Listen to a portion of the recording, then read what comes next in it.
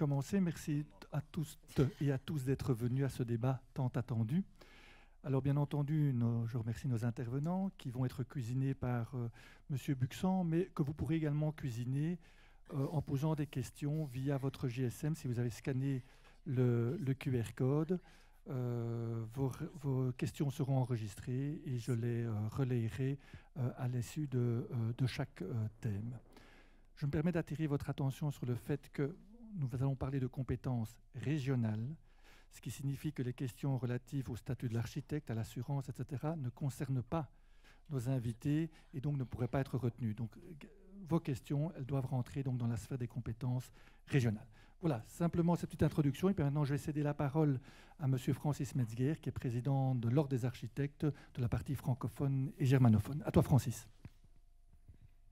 Merci Frédéric.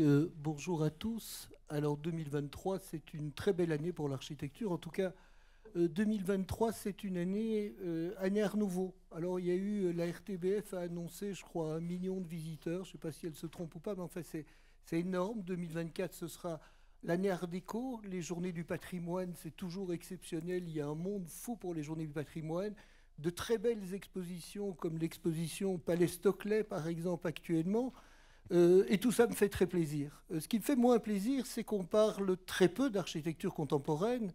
Aujourd'hui, vous pouvez écouter Bach ou Mozart, vous pouvez vous intéresser à la littérature, et les journaux sont très friands de cinéma, de littérature, de théâtre, de danse, et je m'en réjouis. Je me réjouis moins de voir que l'architecture est complètement oubliée des médias. Le soir, la Libre, il y a bien un supplément immobilier. Mais un supplément immobilier, ça n'est pas la dimension culturelle de l'architecture qui nous intéresse. Et c'est très, très rare de voir des photos d'architecture dans la presse, mais aussi dans tous les médias. Et c'est encore plus rare quand on cite l'architecte. Généralement, on cite parfois le promoteur. Et donc, ça pose effectivement une série de questions sur cette dimension culturelle. En 2018, à la demande de la Commission européenne, les ministres belges de la culture, ils étaient 4, sont venus signer à la bibliothèque Solvay les accords de Davos reconnaissant à l'architecture sa dimension culturelle. Presque surréaliste de devoir attendre que l'Europe nous dise qu'il est temps, en tout cas, d'avoir une vision culturelle de l'architecture. Ça devrait être implicite.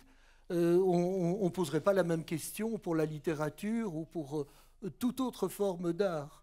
Fiscalement, ça pose aussi des problèmes sur la reconnaissance des droits d'auteur, mais ce n'est pas le sujet du jour. Alors le sujet du jour, c'est ça, mais c'est aussi les permis d'urbanisme. On a eu un débat la semaine passée qui était surréaliste à Bruxelles. Lundi soir, il y avait 4 têtes de liste et 2 personnes qui représentaient les 2 autres partis, très compétents, etc. Mais évidemment, ce débat est parti dans tous les sens sur les permis d'urbanisme. Le permis d'urbanisme à Bruxelles, c'est bien plus long que la Wallonie, et évidemment, par rapport à la Flandre, il n'y a pas photo. C'est bien plus long aussi que des villes comparables. Si on prend Marseille, si on prend Amsterdam, si on prend Berlin ou d'autres villes allemandes, on a des villes à peu près de taille comparable. Il y a un permis d'urbanisme, c'est 4 mois. Alors je sais qu'en Wallonie, évidemment, ça va beaucoup plus vite qu'à Bruxelles, mais néanmoins, c'est quand même le parcours du combattant. Et on peut se poser la question du nombre de fonctionnaires, alors. Sur Bruxelles, je peux vous dire qu'il y a 4 fois plus de fonctionnaires en urbanisme et en environnement que pour les villes que je viens de citer, qui tournent autour de 400. Voilà, ça, c'est des questions absolument interpellantes. Alors, évidemment, sur la Wallonie, il y a des choses qui deviennent parfois surréalistes. C'est la digitalisation des permis, par exemple. En Flandre, ça existe depuis des années. À Bruxelles, les 2 dernières communes viennent de passer en digitalisation aussi. Et la région y était depuis un certain temps. En Wallonie, il n'y a pas de date prévue. Ça, c'est interpellant. Alors aujourd'hui, vous le savez, le 9 juin, on a des élections. Et ces élections nous permettent aujourd'hui d'interroger les partis politiques qui vont gouverner le pays.